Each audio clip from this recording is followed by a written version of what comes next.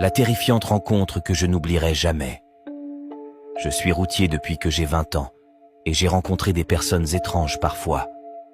Mais la rencontre que je vais vous partager aujourd'hui est de loin la plus terrifiante et étrange que j'ai eue de toute ma vie. Cela s'est produit sur une route de campagne, au milieu du Kansas quand j'avais 37 ans. C'était en 2009. La nuit a commencé comme la plupart des nuits, qui consistaient à ceux que je conduise en écoutant de la musique à la radio. Alors que je conduisais toute la nuit sur la route vide, j'avais remarqué qu'il commençait à avoir du brouillard. Ce brouillard est finalement devenu très épais et j'ai commencé à me demander si je devrais m'arrêter un moment, car je pouvais à peine distinguer une personne sur la route. J'y ai réfléchi et j'ai décidé de continuer. Il n'y avait aucune autre personne sur la route. Alors peut-être que c'était plus sûr que je ne le pensais. J'ai quand même pris mes précautions.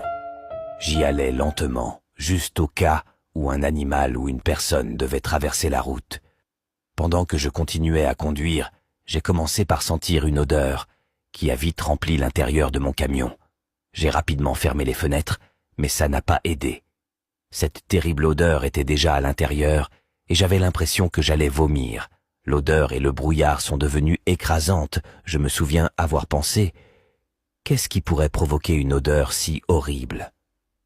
À ce même moment, j'ai senti une sensation désagréable quand tu sais que tu es sur le point de vomir. Je n'avais pas d'autre choix que d'arrêter rapidement le camion et ouvrir la porte pour vider mon estomac. Quand j'avais fini, j'ai rapidement couvert mon visage, car cette horrible odeur était toujours présente dans l'air. J'ai fermé la porte et je me suis préparé à reprendre la route, et c'est à ce moment-là que j'ai remarqué quelque chose. Un homme traversant la route semblait boiter. J'ai aussi remarqué que l'homme portait une vieille chemise blanche boutonnée déchirée et des bretelles noires. Je me souviens m'être dit d'à quel point c'était étrange. La situation était bizarre et je ne savais pas quoi faire.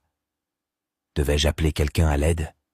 Avant de me diriger jusqu'à lui, j'ai vite remarqué que 4 autres personnes étaient venues du bord de la route, marchant tous dans la même direction que le premier homme que j'ai vu. Chacun d'eux marchait de la même manière, ils boitaient. Ils portaient tous des vêtements agricoles déchirés. Ce que j'ai trouvé encore plus étrange, c'est le fait qu'ils n'aient pas vu mon énorme camion qui se trouvait de l'autre côté de la route. Je me suis dit, si ces gens avaient besoin d'aide, alors ils viendraient sûrement vers moi.